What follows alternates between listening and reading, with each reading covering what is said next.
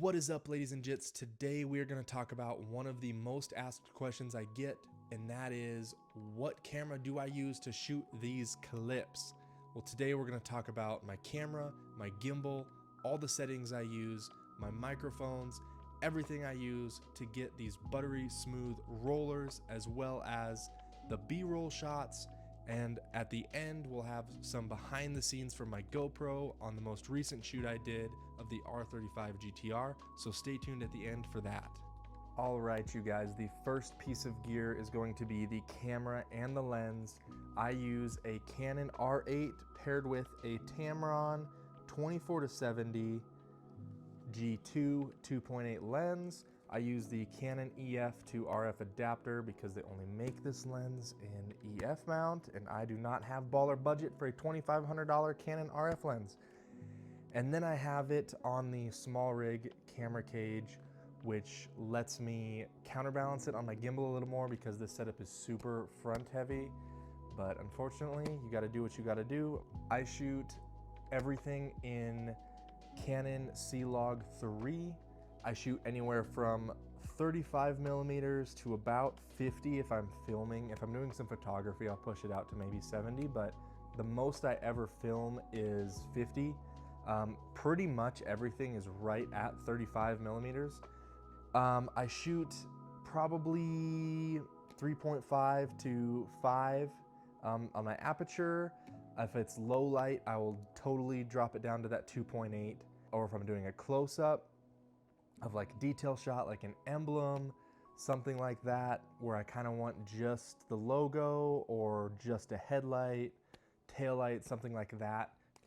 For rollers, I do 24 frames per second, and then my shutter speed is 1/50, double my frame rate. My ISO, I know a lot of people run auto ISO and auto white balance. I ran auto white balance for a long time, and I've recently switched to manual setting it, which has saved me a ton of headache in post-production. ISO, I run at 800 because that's the native ISO for C-Log 3 on this camera. If I'm gonna bump it up for some low light scenarios, it's in full stops at 800, 1600, 3200, and so on. My autofocus is set to autofocus continuous to the whole frame. I know that setting isn't talked about a ton. Now, another setting I want to touch on that I don't see talked about a lot is your stabilization. Now, the Canon R8 does not have IBIS. It just has digital stabilization.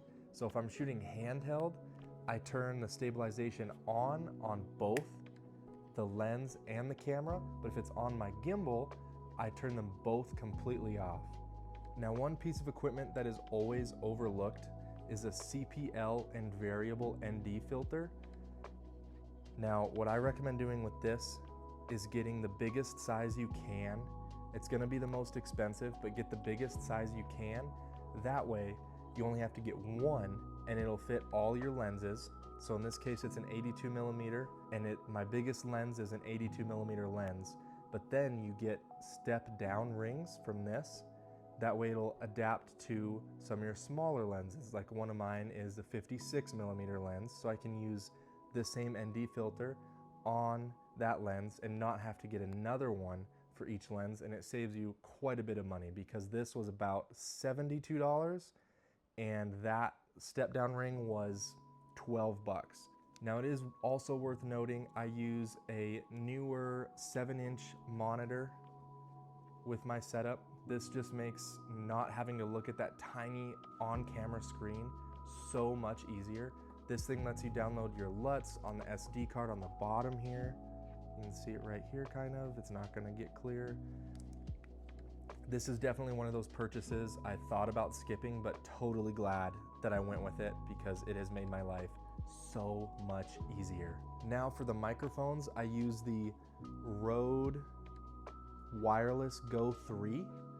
I usually clip one under the hood if there's a turbo or some sort of, supercharger, some sort of engine noise that sounds cool that's going on.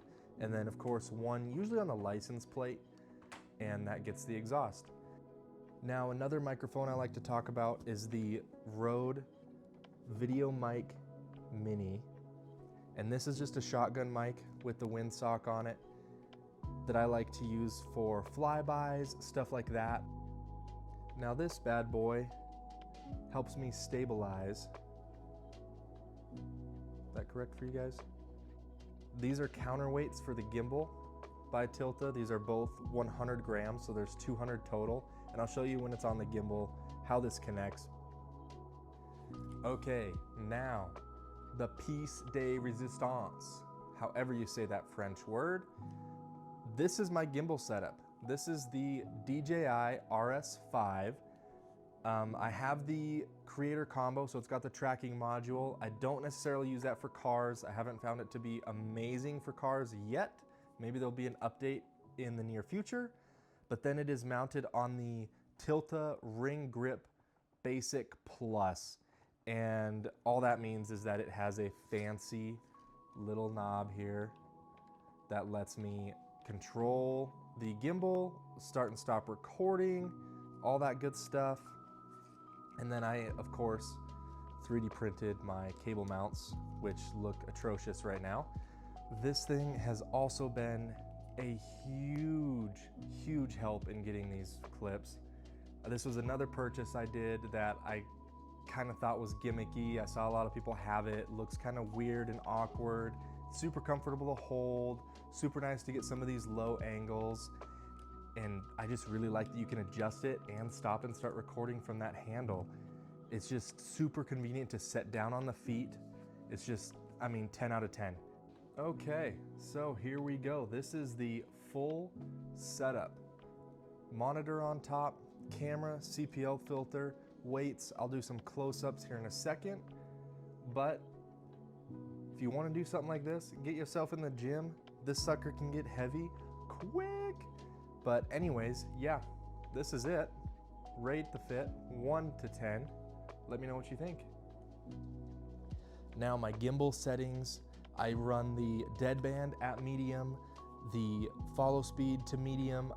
85% of my shots are pan follow, especially rollers. All my rollers are with pan follow.